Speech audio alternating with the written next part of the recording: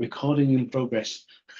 As you used to say, Darren, cut. Let's start from the beginning. Okay. Um, so I suppose I'll do the intros first then. So I met Darren in 2016 in Hong Kong. I think during it was the meetup phase, wasn't it? Sorry, a meetup.com, Chi Sao phase. Actually didn't know who you were. Certainly didn't know that your dad was Duncan Leung and all that. And certainly didn't know that you were also just probably finished Yip Man 3 as well, or or thereabouts. Yeah, around about that time. And then shortly after, I remember you going off to China to start Yip Man 4, probably about 6, 7 months after that. I guess I don't remember the timeline for any of that stuff, man. Yeah, I, yeah. I did at one point, but now it's 2024 now, so Yeah, I know it's a like, long, long, long you time know. ago. I'm just trying to think. It seems such a long time ago. And so I've got some few questions here, Darren, that I'd like to ask you actually, because I don't think I've ever asked you directly before like this. So obviously, the first question is, also your dad is Duncan Leung, the first direct disciple of Yip Man. I knew that you grew up in the States, stroke Canada, and what I suppose what was it like having him as a father? I know that also that he was also school friends with Bruce Lee. Did he share stories about that? And did he share stories of that as a kid? And also, did he sort of like give you like celebrity status when you were younger? That's the first question, fully loaded one. There you go. Yeah, a whole lot of ingredients in that one. Yeah. I think you said that he was the first direct disciple. Definitely not the first direct disciple. There's like loads more guys before him. Yeah. Uh, Uh, so roughly, what age did your dad start training with him? I mean, I've got this similar age of Bruce Lee, like 13 or 14, something like that. Bruce Lee was 2 years. I think he was 2 years older than him. Like, what year was he Already born? Yeah, in Bruce Lee was. 1940. Yeah, so my dad's 1942. All right, so your dad's 2 years younger than Bruce. Okay, right. Yeah, Yeah, I mean, I always have this thing. That the way I remember it is obviously I'm a big fan of Paul McCartney. He's born in 1942, so I know he's was it 81 and 82 this time. So I usually to link that fact that your dad also was roughly the same age, kind of thing. I know whatever works. I know it's a strange analogy, but that's the only way I can remember it. Yeah, and you obviously I can't remember you.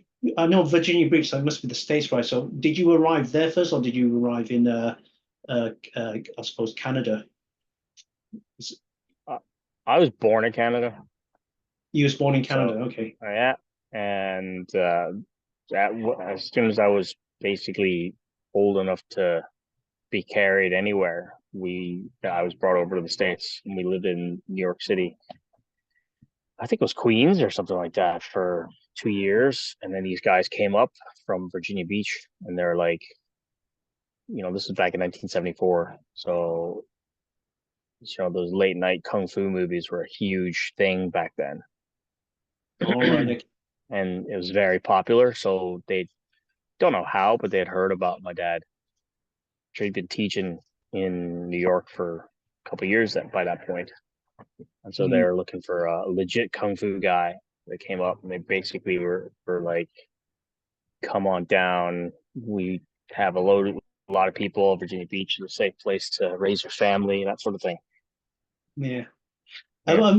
Was that his main business as well, or did he do other things? I mean, the typical stereotypical Chinese takeaway restaurant type of family as well. Or yeah, I don't think were you that? No. He it was definitely not his main thing. That was like how he passed the time. But his main thing, the reason he even came to the U.S. in the first place, was doing business, looking to No. do, connect buyers and sellers from America to Asia, that sort of thing. All right. Okay. That's great. And at 74, I mean, you'd have been very, very young. Same here, actually. But I mean, growing up, I suppose teenage wise as well. Did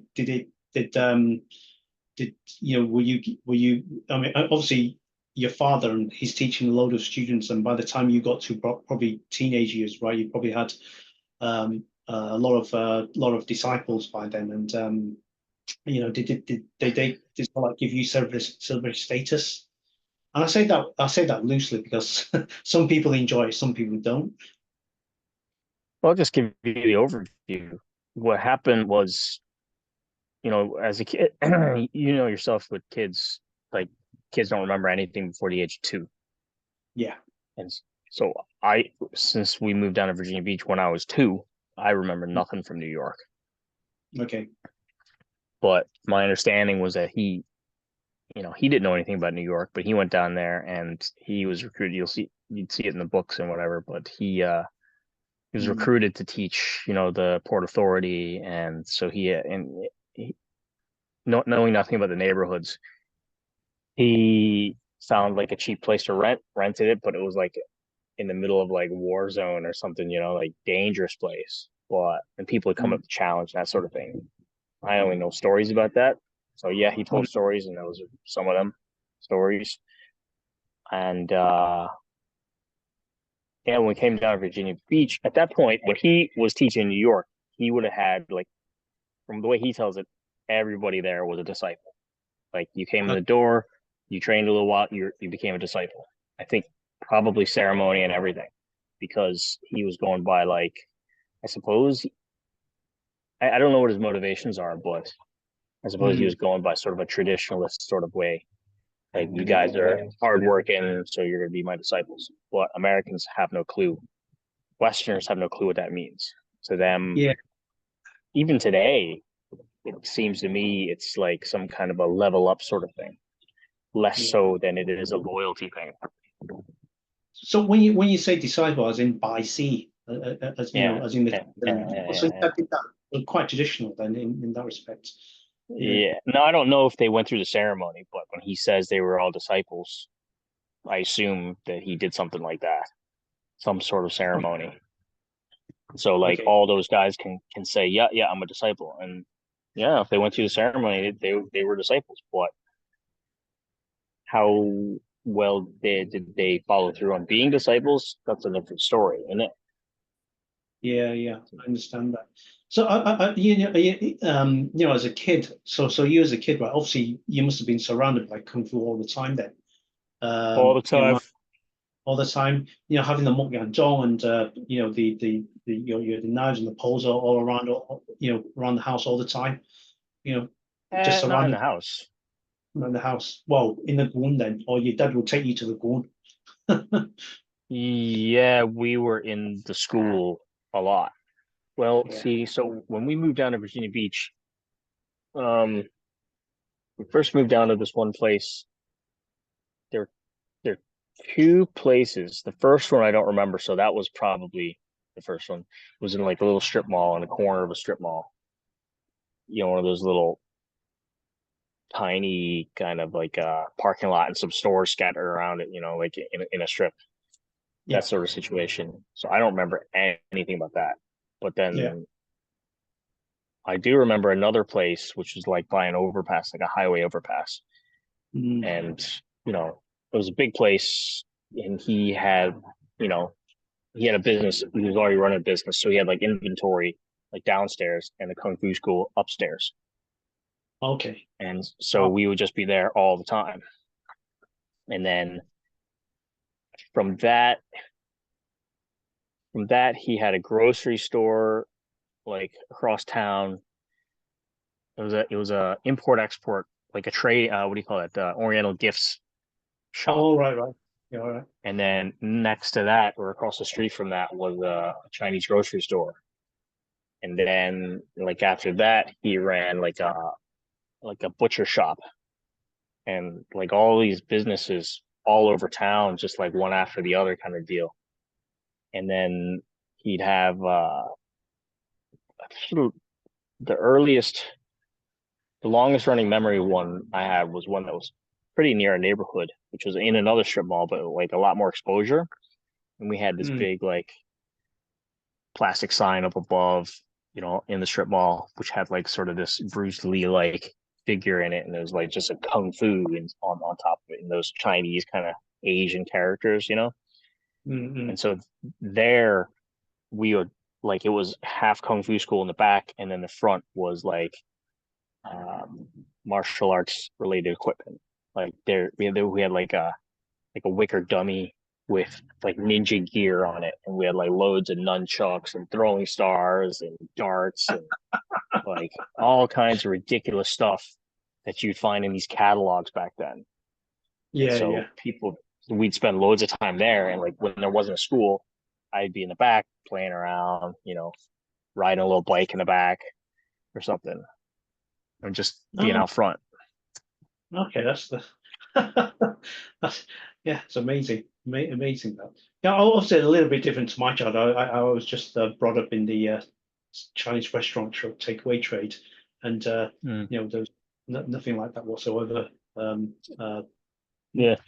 Even with my immediate friends, right, I don't think any of them were anything to do with martial arts or kung fu at the time as well. Even my British-born Chinese friends as well. Anyway, Mm. moving swiftly on. Obviously, when I met you, you just completed Yip Man 3, and we're going on to Yip Man 4. And Yeah. also, I know that you with I don't remember yeah, yeah, if that was the case, but I assume it is because yeah, it is, it is. I definitely remember it. Uh, all right. the reason why I remember it because I remember on your you gave me your business card. I think after a first couple of Uh, meetings, you made your business card, and you said I think on your business card it mentioned that you worked with on Ip Man 3. right. Yeah, And the Grandmaster. and the Grandmaster with Tony Long. So I suppose the big question to that then, Darren, is how did you manage to get involved in those types of projects? So kung fu guy from the US who's living in Hong Kong. What's connections, isn't it? His connections, okay. Yeah, and like like definitely nobody knows then or now who I am. But even my dad, like not that many people know who he is. But then why would he be involved in the movie? Why would I be in the movie? Well, because of my dad, obviously. I'm nobody. Why would he be involved? Well, he's eschewed movies forever. Like he was involved in a movie decades ago, and he was involved in the movie business decades ago. But he Okay, okay. wanted no part of it. However, it means that he knew some people from back in the Okay. day, and that's like Frankie Chan, Mm, Chun and Leung Zhao, that's Guy Lai, and then mm, those two guys, and he knew tangentially mm, may have met him in the past or something, but Wong Gawai.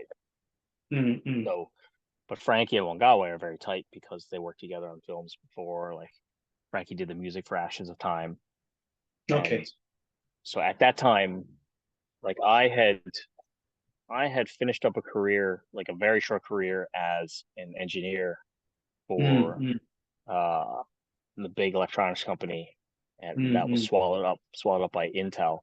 And I left that industry and gone into IT, and that was like right at the height of the initial mm, dot com era, and mm, then the bubble burst, and like everything was falling apart. And I just didn't want to have any mm, part of that stress anymore, so I just bailed out. And I thought mm, to myself, you know, I was leaving. I was living in Boston at the time. I was leaving, and I'd heard my dad talk about having connections in the business before. So I was like, look, you're out in Asia all the time. Mom's here in the States. I'm sure, like I've been up in Boston working. Well, why don't, if you can you hook me up with something just so I could pass the time, you know? Like I just wanted to go out to Asia, see what it was like, do like be like an extra or something on a movie or whatever. To me, pretty small ask, You're an extra. You're like a waiter in the background or something. Do you know what I mean? So that's what I had in mind. It's like I'll kill some time and then see what Asia's like. Maybe as an engineer, I can help you do some of the businesses you're doing, sort of connecting. Like mm, I was material science, but he was working with chemical engineers to do some kind of construction plans or something like that. mm, Factories. And he's like, yeah, yeah, sure, leave it with me. And then he's like, okay, I rounded some people up, and my first gig out of the shoot was under Frankie Chan, and Mm, Frankie was doing like TV series, TV series mm, after TV series, just producing them, and he was like lead role, and it was two Taekwondo schools like across the street from each other, and sort of their rivalry and whatever. And so he sort of wrote in a small role for me. Great. So I went out to Shanghai for 4 months and just worked there. And once that wrapped up, my dad was like, okay, uh, we're at the tail end of that. And we came back to Hong Kong, and then we shot like a promo trailer for the Grandmaster. Now, it wasn't mm. called a Grandmaster at the time. It was just like the Ip Man movie. So this would Mm. have been back in the very beginning of 2003. Yeah, yeah, yeah. And I was like, great. I didn't know who Wong Kar Wai was at the time. Mm. Like, I would have seen, I think by that time I would have seen In the Mood for Love. That was out at the time. But like, I wouldn't know who these people were, Mm. but I would have been like, yeah, great, sounds good. And then I told like other people, my relatives and my cousin, and she was like, Carl, why? Like, good luck. Who knows when you're gonna get started on that project? So this is at the beginning of 2003, and I was like, what, like next year? She's like, maybe in 5 years or whatever it was, right? So 2003, nothing happened, and like I was just waiting, waiting, waiting, and then finally, like 2000, I want to say it was 2008. Yeah, yeah. Seriously, 5 years later, more than 5 years later, like 5.5 years later, um, we finally had like a formal meeting, and yeah, would have been about 5 years later. We had a formal meeting, and then it was Yip Chun, my dad. I want to say either Frankie or Guy Lai and Wong Kar Wai were there, Yeah. and it's like a little dinner meeting. And then Yip Chun was like, right, Mm. I think Duncan is the right man for this job to teach Tony Leung. And so I think he should be the one to teach Tony. And then my dad said, well, I want my son involved so he could be the trainer. Great. And it was agreed. So that's how I got involved. Wow. And Yip Chun and my dad, like I don't remember, like my dad's always gone out of his way to do stuff to help Yip Chun because it's respect, Yeah, even yeah, though Yip Chun came along later and established himself later, he's still Yip Man's oldest son. yeah, yeah, So yeah, he gets the deference. And my dad's very traditional. So he was like, whatever Ip Chun says. And Ip Chun likes my dad and respects my dad. And he said, Duncan, have Duncan do it. yeah, yeah. Oh wow. So yeah, there's a really, really, really interesting. So it's sort of like more obviously the connections, but more not that you were looking for. It's more accidental. You just happen to be the right time, right place. And it's Yeah, I suppose so. Like, you never know how it's going to happen. yeah. Because, like, by the time I got involved, Ip Chun had already been involved a couple of years, the way I understand it. Mm, You mm, know, mm. like, let me dial it back a little bit. Yeah. So my first project in Shanghai was Mm, like October, end of October. We didn't start shooting until like November, I think. November, December, January, February, like that in Shanghai. So I think it was like either Christmas Eve or New Year's Eve. We went out to some like warehouse space outside of Shanghai. And it's like huge area with like they put a green screen all around, and we shot some demo footage there. And mm. it was Guy Lai doing like the first form and the wooden dummy, and then some like this other stunt guy, one or two other stunt guys doing like Taekwondo moves, and I think that's pretty much it. And I just sat in on that, and like I met the assistant director who was doing this at the time, and I'd swear uh it was do you know the guy from um geez, I'm drawing a blank here. Everything Everywhere All at Once. Yeah, I know. It's okay. He You know who I'm talking about, right? And he had worked for Carl Y, and I swear it was him. I didn't realize who it was at the time. You know, Data from Goonies, that like Temple of Doom short round. Do you know what I mean? Oh, yeah. And what's his name? It's terrible. But anyway, so I think he worked for Carl Y for a few years, and I think he was up there shooting this demo for Carl Y. Mm, So that's mm, the first actual involvement we got. But like nothing happened between the end of 2002 and 2000 end of 2008 for me. mm. Okay. Where was I going with that? We're talking about. Actually, I don't remember where I was going with that. Like, eh, Are you talking about what do you call it? Ki Hei Kwan. that's him. The Key. yeah, yeah, Ki, yeah. He was in Yeah. everywhere. That's so like when you said to me Temple of Doom and all that. Yeah, I remember him being a little kid. Yeah. Uh, Yeah. every was it everything everywhere all at once with Michelle Yeah. Yeoh. Yeah. That's yeah. Yeah. Yeah, that's him. You swear it was Yeah. him. Yeah, Yeah. because I remember he interviewed me. We were like in a little tea shop nearby, and he was asking me what I wanted to do, blah, blah, blah, blah, blah. And I remember asking him where he's from because he was like, I'm from the States. And he said he had learned film at USC or something, you know. And that sort of stuck out to me. He was a Chinese guy, Chinese American Mm, who, studied film at USC, like, and he works for Carl Y.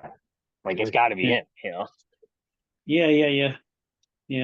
I just so like Wikipedia him now, right? Is actually Vietnamese. Yeah. But anyway, so Yeah, what his name is too. Like, yeah. I don't know The what his ethnicity is and all that, but yeah. like when I was growing up, I was a kid. I'm not that far in age from him.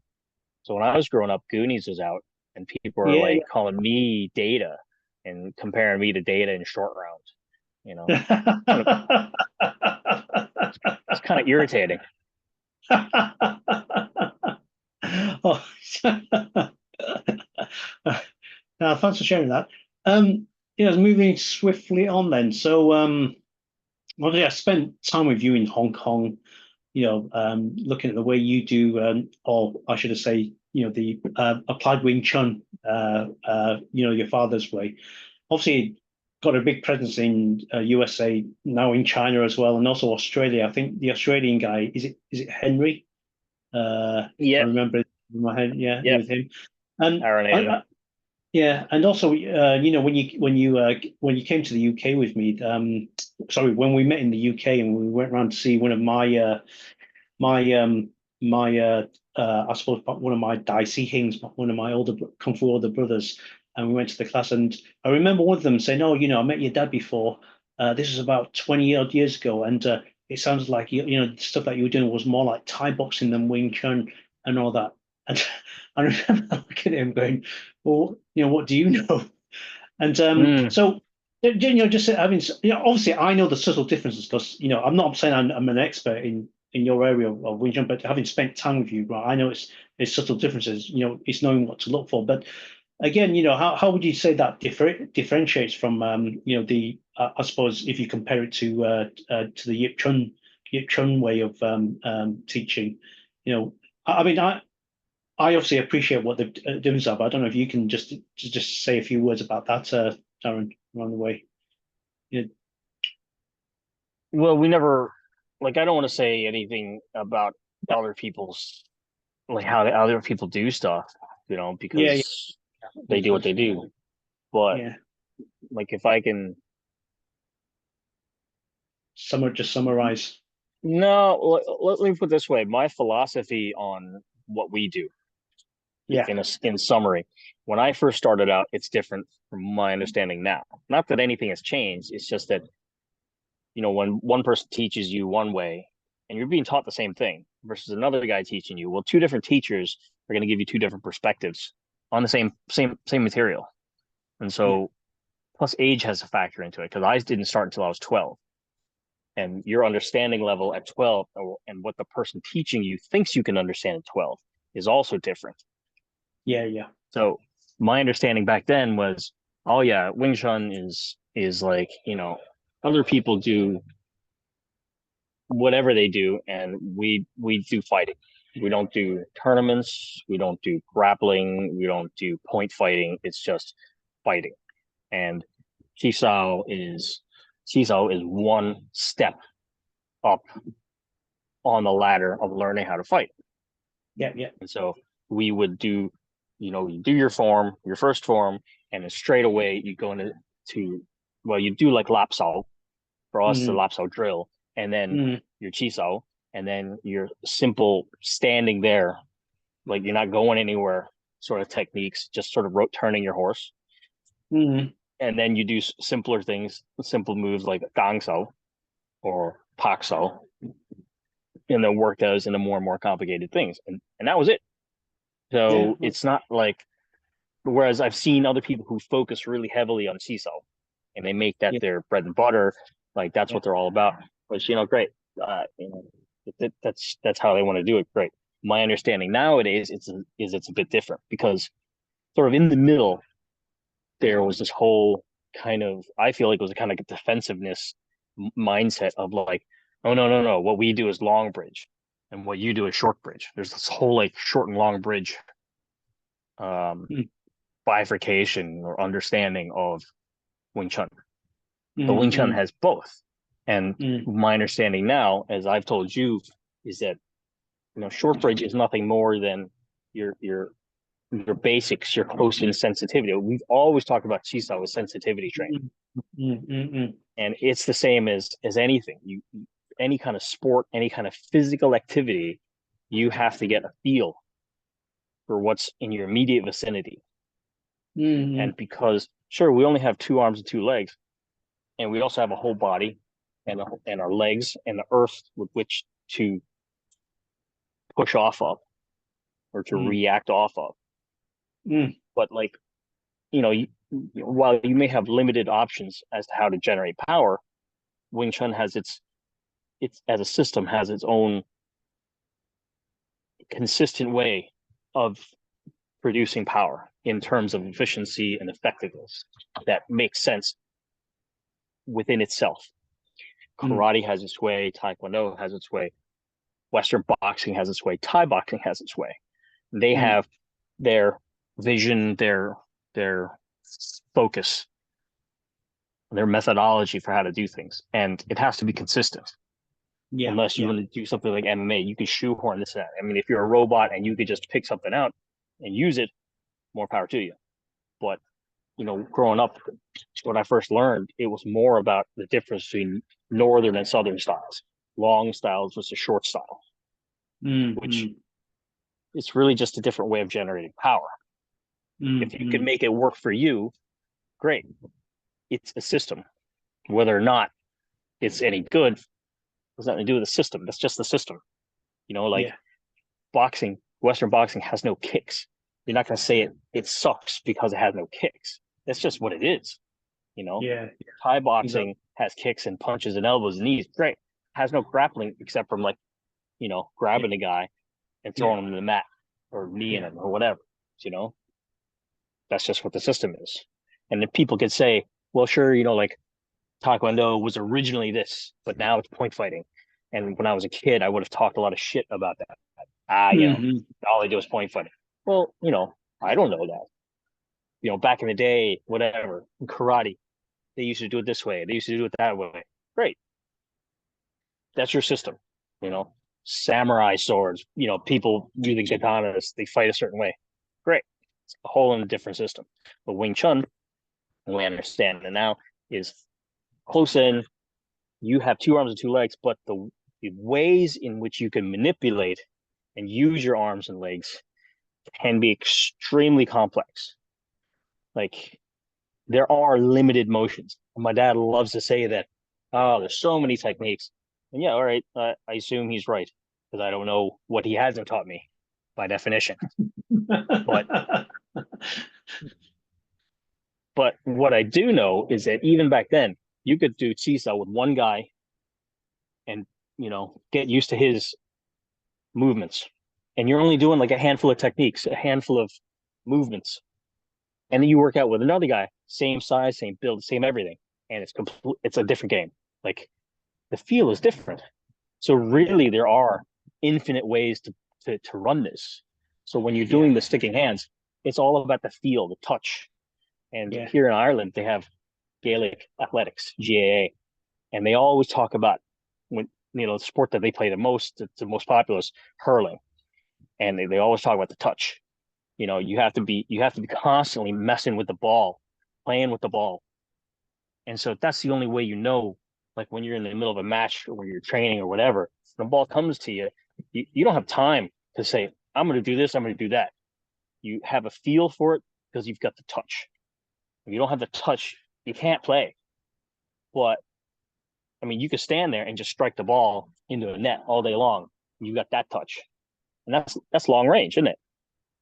But you have to start from somewhere, and that somewhere is right here in front of you. And then when you've got guys coming at you, or when you're going after a ball, that's close range. When there's a difference, there's close range and long range, and one helps the other. You can't just play a long range game. You can't. You can't just play a short range game because the ball's not always with you. You have to know on the field where to go. You have to know who to go to, and it's the same thing with martial arts. I think, and that's how I see it now. That's the philosophy I've been working on for our Wing Chun. This Chisao, people call it trapping hands because they see all these techniques, but like, what are you going to do after you've trapped the guy's hand? You do this attack and the other.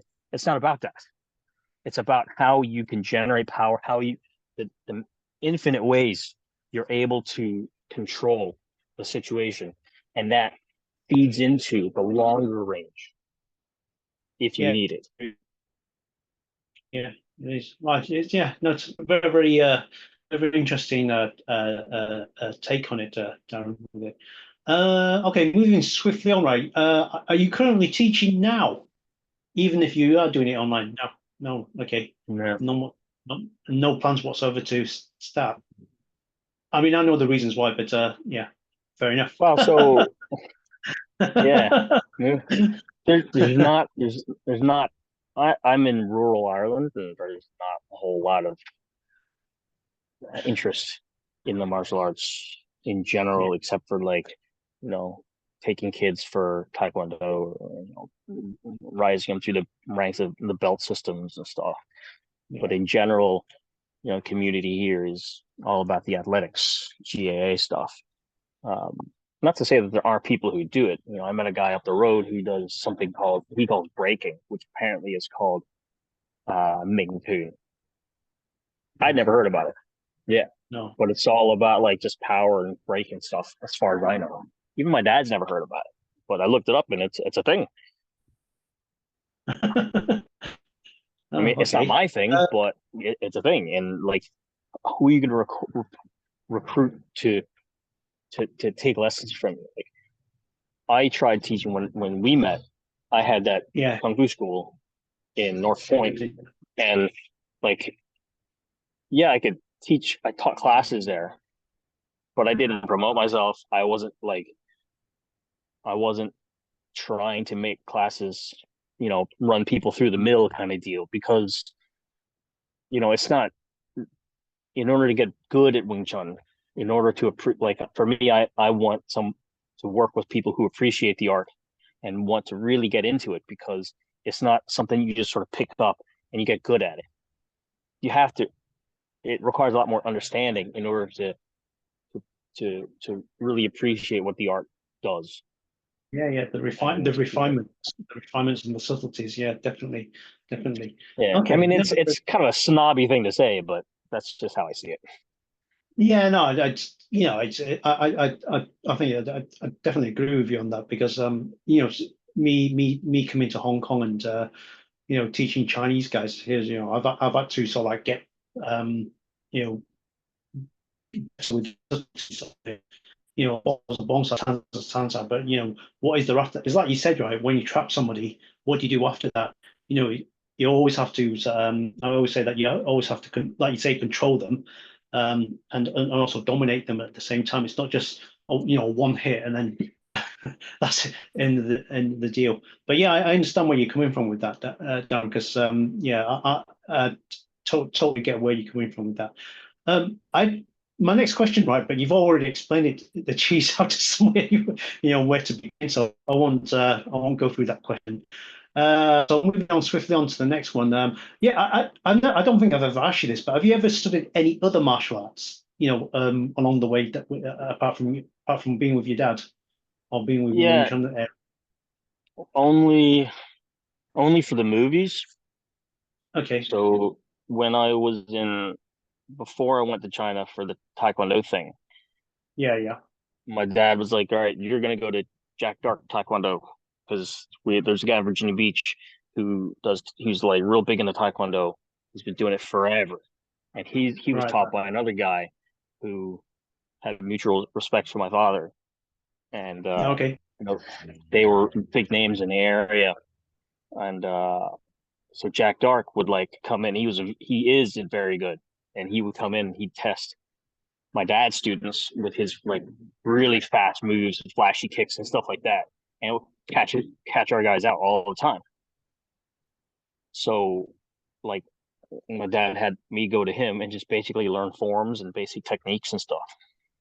So that was Okay. my foray into Taekwondo. Now after that TV series was done, I my dad had me go to Brazil and learn from his disciple Lee Han Ki.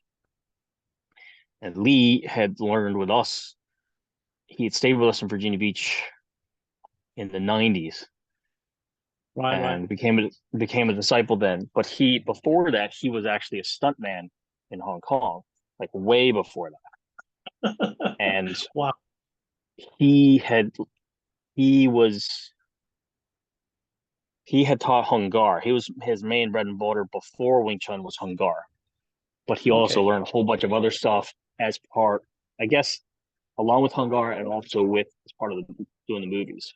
So I went down to Brazil and learned some forms, and then uh, yeah, learned some forms from him and from his brother who also teaches. And then he had me go, and this is all sort of in preparation for being in the movies. Like you got to learn all this stuff and how to do different techniques because to be a stunt man, you never know what you're gonna need to do. It's like I don't want to be a stunt man, but all right, whatever. And then he had me go to these guys who were in the Zhou Ga lineage Okay. somewhere in, I think it was even Fatsan. But yeah, I visited this Zhou Ga school and I was there for like, I don't remember, like a few days, a week. I think it was like a week learning some Zhou Ga stuff. Okay. That's Oh, about it. I didn't even learn something new about you then, Darren, because I didn't even know you did that. And also, I never asked you. Never actually asked you. So that's interesting that you did that. I suppose one of the things that I get asked a lot, especially from people that can't, come and train with me directly, he said, what advice would you give to people starting out in their martial arts journey? As in, what I mean by that is in what since I to whatever how would you, what kind of advice would you give them? I'm sorry, You, you you, broke up a lot there. sorry. Okay, can you? Okay, so advice to people starting out their martial journey. What I mean by that is, look, what advice would you give to people in what to look for in their in their instructor, Sifu or Sensei? If you were to give advice, it's a hard one, Uh, isn't it? I mean, not really, because what we've always said, and I still believe, is doesn't matter what style you're doing. It just matters what instructor you're following, and do they make sense? You know, Mm, don't don't go to a style where you think they're the shit, but the guy who's teaching it is a dick. yeah, You know, yeah, just don't. It's not worth your time. It's not worth yeah, anybody's time. You know, yeah, or maybe you think he's a dick, but he's a good guy. You know, like yeah, it's just bad chemistry. Don't do it. I mean, yeah, unless you're yeah, super hardcore and there's only one path to go down. Okay, fine. yeah, But if for the general person, try stuff, find an instructor you like, find a system that you like their feel, and go with them. If you're in Virginia yeah. Beach, there's still a guy. My dad's good friends with him, and he's so god. And his name is uh Hoi Kao Hoi Lee. We call him Hoi Lee, and it's Lee Hai Chiu Lei Hoi Kao, and he does Zhou Ga there. He's been doing it for decades. We shared school space with him for Oh, ages, but like there's such a difference in atmosphere between his guys and our guys. Like okay. I feel like ours is so internally kind of competitive, and it's just all about like learning new stuff, and I don't know how to explain it. But then they have school parties, and the sense to me, the sense of brotherhood there, camaraderie is totally different. And if that vibes with you, I say go for that. Because you want to do Yeah, something that's fun. yeah, You know, yeah. like I you see. might say, "Oh, yeah, I want to learn this for self defense. I want to get a black belt." All right? I mean, if that's your jam, go for it, fine. But don't do something and just be like, you know, somebody told me this is the best. It's no the best. You're not going to take this and you're not going to go out and fight with it unless you are going to really go fight with it. But how Mhm. many people are actually going to do this? None. Yeah, yeah. And look, Uh, like even if you do end up going fight with it, you're only going to learn really well if you're really interested in it. It's not yeah, about hard work. You have to be super interested in it. yeah, yeah. Yeah, Exactly, exactly. Being able to put the time into it as well. yeah, Um, this next question, right? yeah, I've always been envious of this of you, Darren, right? You know, you can speak fluent Cantonese and Mandarin to a very good standard, and you also can read and write as well. So I've always been envious of this, and you're looking at me going, why? Well, I've always been envious of this, of you having the ability to do that. But one thing I want to ask, right, especially with the understanding of martial arts, as this made it so it's your deeper understanding of it of martial art, being able to look at the wording and look at the even though you might not even though they might not be able to explain it across probably you can go away and study it and trying to work it out that way. Would you say it's yeah. helped? For me, yeah. I mean, I wouldn't say it's critical, but it's definitely helped Yeah, increase my understanding and appreciation for it.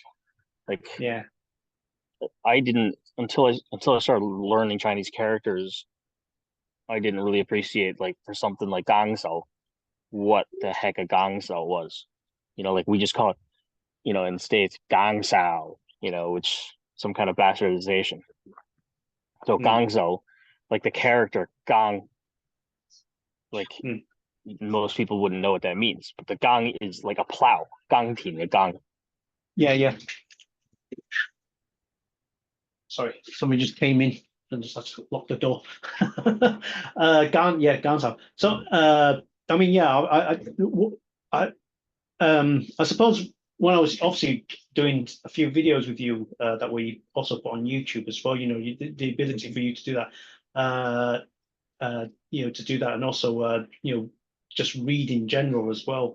And I thought, again, another question that I've not asked you before, but on a social basis, is that this surely must have helped him understand a lot, and also. Uh, I remember you telling me as well that I think you took as an option at university as well, learning to read and write Chinese for us. I don't know, for a semester or something. Yeah, Way back. yeah, I engineering was my major, so you had to do like certain courses to fulfill what do you call a distribution requirement. Yeah, Yeah. So I took like Chinese history, Chinese literature, and Chinese language, and Okay. made that sort of like a Chinese area distribution.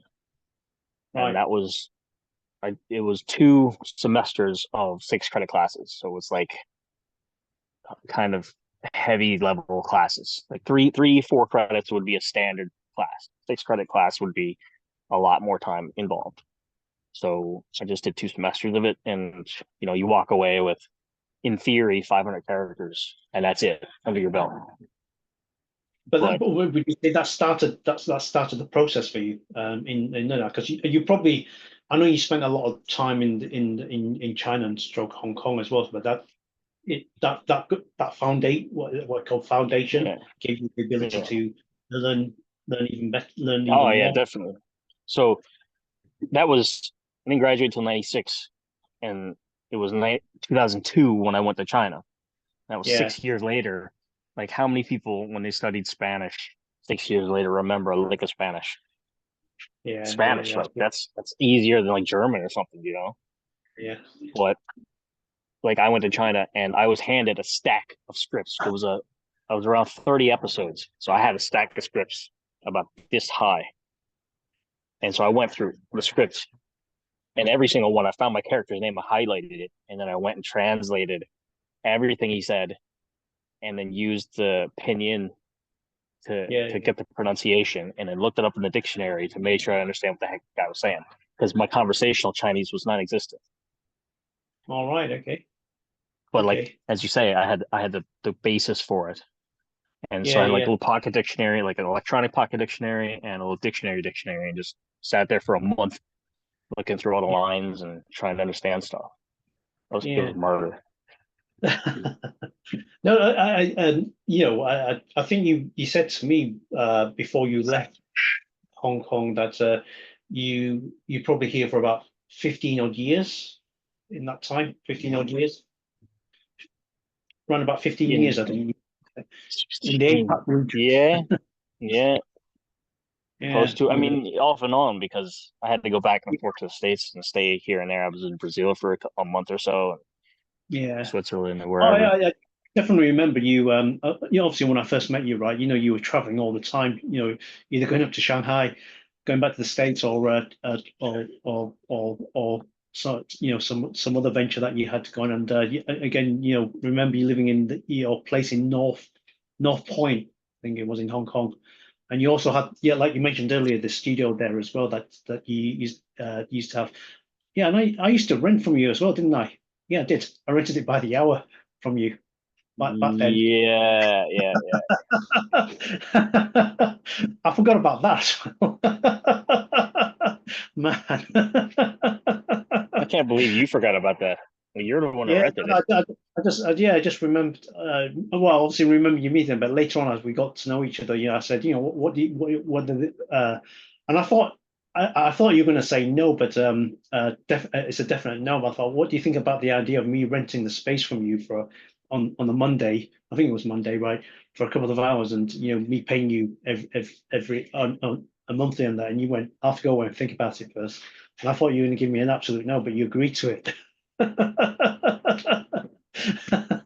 No, I didn't know if you even said that. I asked my dad to see if he's happy doing that, and I think your dad came back and said, "Well, it's a business deal, isn't it? It's money, so why not take it?" I think I guess. something along those lines, anyway. Yeah, I mean, like, I'll tell you right now is that, like, off the bat, I'm not opposed to it, but you know how it is. It's some things you'd be like, oh yeah, sure, why not? And then you get into it, and you're like, oh, geez, that was a bad idea.